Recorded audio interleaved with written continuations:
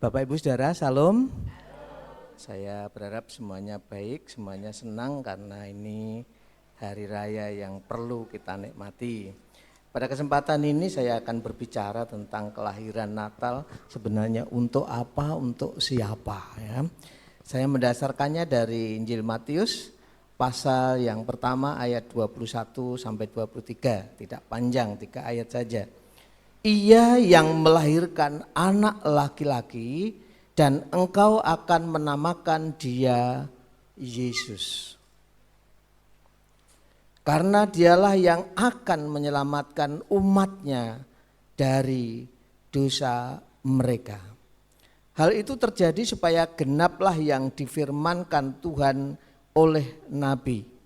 Sesungguhnya anak darah itu akan mengandung dan melahirkan seorang anak laki-laki dan mereka akan menamakan dia Immanuel yang berarti Allah menyertai kita. Mari kita berdoa. Tuhan Allah, saat ini di tengah peringatan kami akan Natal-Mu, kami merenungkan kebenaran firman-Mu. Supaya itu membekali kehidupan kami ketika kami menghadapi berbagai persoalan yang seringkali menakutkan, mengkhawatirkan, membingungkan. Tapi kami yakin akan janji firman-Mu. Oleh karena itu siapkan hati kami supaya Engkau meteraikan kebenaran-Mu. Pakai hamba-Mu untuk menyatakan kebenaran ini agar menjadi jelas dan tegas atas hidup kami. Di dalam nama Tuhan Yesus, hamba berdoa. Amin. Bapak Ibu Saudara yang dikasihi Tuhan, janji tentang keselamatan dan penyertaan itu sudah dinyatakan oleh Nabi Yesaya jauh sebelum Yesus lahir. Apa yang kita renungkan, apa yang kita pahami, apa yang kita bawa dalam kehidupan kita. Sebenarnya ini ditawarkan untuk saya dan saudara tentang jaminan keselamatan. Lah kuncinya kalau gitu ditawarkan berpulang kepada saudara sendiri. Saudara mau diselamatkan atau mau disertai atau tidak mau, itu memang kuncinya berpulang kepada kita yang menerima berita itu. Apa bukti penyertaannya? Kalau saya boleh menerjemahkan kata kinanti itu penyertaan yang daripada Tuhan. Yang pertama yang perlu kita pahami adalah bahwa Yesus lahir itu untuk membimbing dan melindungi manusia. Tak terkecuali termasuk saya dan saudara dalam strata apapun, artinya dalam tingkatan, dalam kasta apapun, penyertaannya itu dijanjikan untuk saya dan saudara sekalian. Apakah itu jauh hari sudah dinyatakan ketika proses kelahiran Yesus, janji penyertaan dan perlindungan itu, ada bimbingan itu sudah dinyatakan atas hidup manusia pada waktu itu. Kalau saudara membaca di Matius pasal 2, di sana ada yang disebut orang-orang Majus. Mereka dari negeri yang jauh, dikatakan negeri timur. Waktu itu belum ada kompas, belum ada petunjuk-petunjuk lain. Rupanya bimbingan dan perlindungan itu sudah dinyatakan. Kalau mereka membawa emas yang melambangkan kemuliaan, makanya disebut logam mulia. Coba bayangkan, kalau saudara disuruh membawa emas kemudian berjalan di padang pasir, kira-kira khawatir dengan emasnya itu enggak? Secara manusiawi karena firman Tuhan berkata, di mana hartamu di situ hatimu. Ada kekhawatiran, tetapi penyertaan Tuhan yang membimbing begitu nyata. Apalagi waktu itu belum tahu sehingga harus bertanya-tanya. Kok tandanya sudah jelas? Biasanya kalau orang diberi tanda itu terus mengikuti tanda-tanda itu. Dan ketika itu dibimbing rupanya kepada satu masalah yang dianggap itu satu masalah. Kalau orang melihat itu sebagai satu masalah. Kenapa? Karena dibawa ke kerajaan di mana sudah ada raja, padahal yang ditanyakan itu adalah raja yang akan lahir. Sampailah mereka kepada ahli-ahli yang ternyata juga tidak terlalu jelas. Ini bukti bimbingannya, ini bukti perlindungannya.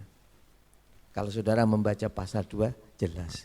Herodes sebagai orang yang berkuasa merasa tersinggung, tidak enak. Makanya berpikir licik, cobalah cari di mana itu. Dan akhirnya apa yang terjadi? Setelah ketemu mereka mengungkapkan satu sukacita, oh ini. Kemudian dia mempersembahkan apa yang dibawa. Di dalam kehidupannya, keberadaannya. Apa yang kita ambil untuk kehidupan saya dan kehidupan saudara di era modern ini? Saya percaya ketika kita menerima perkataan, penubuatan atau ramalan atau apapun namanya, atau peristiwa secara langsung terjadinya berbagai permasalahan dunia ini. Ketakutan, kekhawatiran mewarnai kehidupan kita. Apalagi kalau diberitahukan bahwa tahun depan akan ada masalah ini, masalah itu yang mempengaruhi di sekitar kita. Walaupun itu belum terjadi atau bahkan terjadi sekalipun, apakah kita menyerah kepada keadaan itu? Tetapi kalau kita mau mempercayai bahwa kelahiran Yesus dikatakan membimbing dan menyertai yang sudah dibuktikan kepada mereka, itu akan dinyatakan akan hidup saya dan hidup saudara.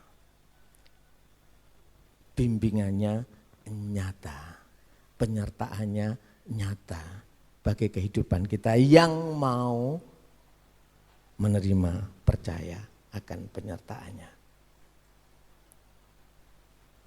Yang kedua, kalau di dalam kehidupan kita orang Jawa itu ada istilah menang tanpa, bukan tanpa tanding, menang tanpa ngasorake. Terserah pemahaman saudara apa, menang tanpa ngasorake. Apakah penyertaan Yesus nyata pada waktu itu? Rupanya sudah dibuktikan. Kalau kita melihat orang-orang Majus, ini bukan bermaksud merendahkan raja, bukan bermaksud merendahkan ahli-ahli Taurat, orang Farisi yang menubuatkan berbagai hal melihat tanda-tanda yang dijelaskan. Justru mendapatkan penglihatan daripada Tuhan, ditunjukkan melalui mimpinya. Kalau saya boleh membahasakan itu, kamu jangan kembali kepada raja. Karena raja sedang memikirkan perencanaan yang jahat untuk mematikan bayi Yesus yang baru lahir. Dan betul ketika mereka menghindar, mereka beroleh kemenangan itu, tidak terjadi celaka atas hidupnya. Kemudian Yusuf juga begitu. Karena ketika mendapatkan mimpi daripada Tuhan akan kelahiran Yesus ini, kemudian melarikan diri. Dan mengapa? Karena Tuhan menunjukkan, bawalah anak itu, pergilah ke Mesir. Kalau yang pertama mendapatkan bimbingan dan petunjuk yang dari Tuhan, kita membutuhkan itu, dan petunjuk dan bimbingan itu akan membawa ke dalam kemenangan. Dan itu sudah dibuktikan oleh Yusuf. Ketika Raja Herodes punya perencanaan yang jahat akan kehidupannya, akan keberadaannya yang mungkin juga akan mencelakakan. Demikian pula itu berlaku atas hidup kita. Percayalah bahwa Tuhan memberi kemenangan. Kemenangan terhadap apa? Kita tidak perlu merendahkan yang lain. menang tanpa ngasorake, tidak perlu merendahkan seseorang, tetapi kita perlu datang kepada Allah yang berjanji memberi kemenangan atas kehidupan kita, kehidupan saudara. Kemenangan apa, Pak? Apakah mungkin musuh saya akan dimatikan? Firman Tuhan tidak ngomong begitu. Tetapi semua kita akan menghadapi berbagai persoalan. Kalau orang meramalkan tahun 2002 akan ada bencana, tahun 2002 akan ada persoalan, tahun 2002 ekonomi begitu sulit. Apakah kita menyerah oleh keadaan itu? Kita percaya bimbingan, penyertaan Tuhan akhirnya memberi kemenangan. Kalau sudah memberi kemenangan kepada Yusuf, akhirnya rancangan kejahatan itu tidak terjadi atas kehidupan mereka. Kemenangan yang daripada Tuhan juga dinyatakan atas hidup kita. Ketika kita menghadapi berbagai hal, mungkin orang akan kalut, mungkin orang akan depresi, mungkin orang akan gantung diri, mungkin banyak hal yang lainnya. Tetapi bagi orang yang percaya, karena Tuhan yang menunjukkan, Tuhan yang berjanji memberi kemenangan. Oleh karena itu harusnya kita tetap mempercayakan, Tuhan, jadilah kehendak-Mu atas hidupku, Engkau mau apa? Dan seringkali bukan hanya teman sesama yang beriman menjadi saluran berkat. Tuhan bisa membuka jalan siapa saja untuk menjadi saluran berkat. Yang diperlukan adalah panggil namanya untuk menunjukkan jalannya. Dia akan membimbing kehidupan kita. Mungkin prakteknya itu kehidupan kita. Kalau kita berpikir ekonomi sekarang ini kan kompetisi sedemikian rupa. Sehingga keluhan yang ada, oh sulit, oh kompetisinya berat. Kalau kita berpikir dengan cara kita, dengan logika kita yang sesungguhnya terbatas, kita ngikuti perkembangan zaman aja sudah enggak ngikut. Tetapi kalau kita percaya kepada Yesus yang membimbing, yang menolong, akan memberi petunjuk atas hidup saya dan saudara. Mungkin dalam persoalan kehidupan keluarga ada problem-problem yang mempengaruhi karena memang situasinya yang berubah, keadaannya yang berubah. Coba kalau saudara ini bukan mengkritisi atau maitu atau apa, tampilan-tampilan tadi kira-kira menurut saudara piye? Bagus. Contoh, singer enggak usah tersinggung ya.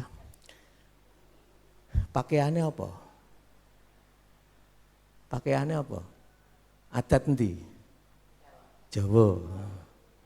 Nek adat Jawa, adat Jawa iki mestine lagune cepet apa alon?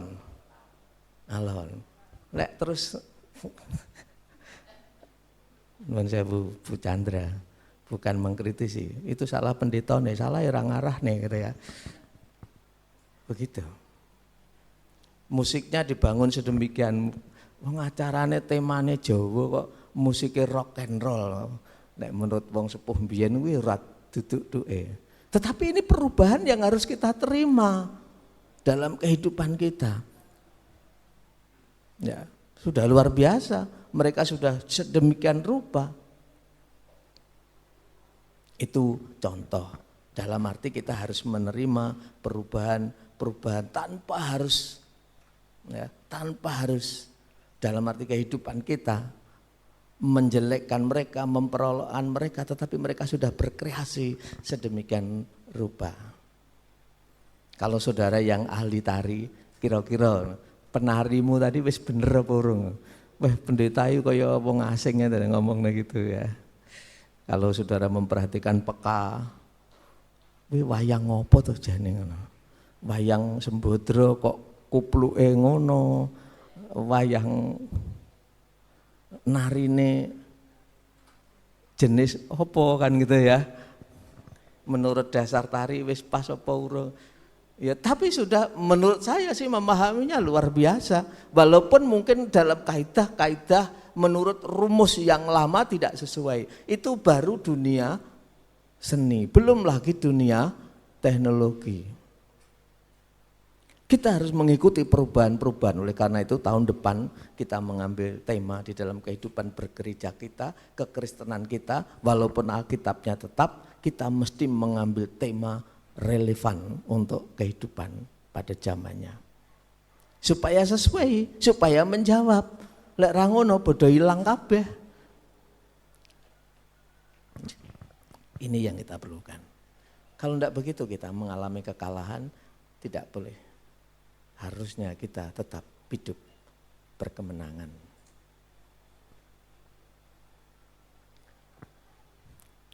Yang terakhir, kalau kita melihat apakah penyelamatan dan penyertaan Tuhan itu terus dinyatakan atas kehidupan kita, kehidupan saya dan kehidupan saudara. Bahwa penyertaannya dalam bentuk memberikan kekuatan di dalam kehidupan kita. Karena firman Tuhan menuntut kita untuk tetap berdiri teguh sesuai dengan kebenaran firman-Nya. Kalau toh mendapatkan serangan kita jatuh, percaya akan janji firman Tuhan, tidak sampai jatuh tergeletak. Artinya apa? Tuhan mengangkat kita, menyangga kita, membawa kita selama kita mau menyerukan nama Yesus yang berlaku atas kehidupan kita. Atas kesehatanmu, atas kekuatanmu, atas keluargamu, atas usahamu. Yesus sanggup memberi kekuatan atas kehidupan kita. Untuk kita tetap menjalani kehidupan yang berkenan. Karena sudah dibuktikan kalau orang-orang di sekitar Natal, di sekitar kelahiran Yesus ini mendapatkan kekuatan yang akhirnya berkemenangan. Itu karena janji penyertaan Tuhan yang luar biasa. Kita syukuri atas kehidupan kita. Dia yang membimbing, membawa kita. Supaya dalam menghadapi tahun depan dengan segala perkiraannya, kita akan diberikan kekuatan. Karena itu yang kita perlukan. Kalau kita mendapatkan kekuatan, yakin atas petunjuk Tuhan, pemeliharaan Tuhan, perlindungan Tuhan, kita akan hidup berkemenangan. Seperti Yusuf, Maria, dan orang-orang sekitarnya diberikan kemenangan oleh Tuhan. Kemenangan dalam keluargamu, kemenangan dalam usahamu, kemenangan dalam kehidupanmu, sehingga nama Tuhan dipermuliakan. Berikan yang terbaik untuk hormat dan kemuliaannya. Mari kita menutup di dalam doa rangkaian ibadah kita. Segala puji dan syukur kami naikkan kepadamu ya Tuhan, karena Allah sudah memberkati kehidupan kami, sehingga pada hari ini kami boleh mempersembahkan yang terbaik bagi hormat kemuliaan-Mu melalui momentum kelahiran. Terima kasih Tuhan Yesus. Kami bersyukur untuk rangkaian acara kami, sehingga boleh berjalan dengan baik. Itu semua karena pertolongan Allah, karena kasih karunia Allah, karena berkat yang daripada Tuhan. Terima kasih Tuhan. Berkati seluruh jemaat-Mu dengan kasih karunia yang daripadamu. Tuhan berkati hidupnya, Tuhan berkati keluarganya. Yang sakit Tuhan jamah, nyatakan lawatan-Mu sehingga terjadi mujizat. Demikian pula Tuhan yang berpersoalan, Tuhan berikan jalan keluar karena janji-Mu yang memberi kemenangan. Petunjuk-Mu, bimbingan-Mu terjadi atas setiap pribadi, sehingga nama Tuhan dipermuliakan. Terima kasih Tuhan atas campur tangan Allah, kasih karunia Allah yang sudah memberkati kehidupan kami. Terima kasih Tuhan. Kalau sebentar kami akan mengakhiri ibadah kami, Tuhan berkati pribadi lepas pribadi. Saudaraku yang terkasih dalam kasih Tuhan, angkat tanganmu, tengadahkan wajahmu. Terimalah berkat kasih karunia Allah Bapa yang dinyatakan di dalam Yesus Kristus melalui persekutuan Roh Kudus memberkatimu, berkat dalam hidupmu, berkat dalam keluargamu, berkat dalam setiap usaha yang kamu lakukan, sehingga Tuhan menjadikannya berhasil dan nama Tuhan dipermuliakan. Pulanglah dan terimalah damai sejahteranya, karena kasih karunia Tuhan menyertaimu. Dalam nama Tuhan Yesus, Allah ajaib Tuhan yang memberkati, kami naikkan doa kami. Semua yang percaya berkata, amin.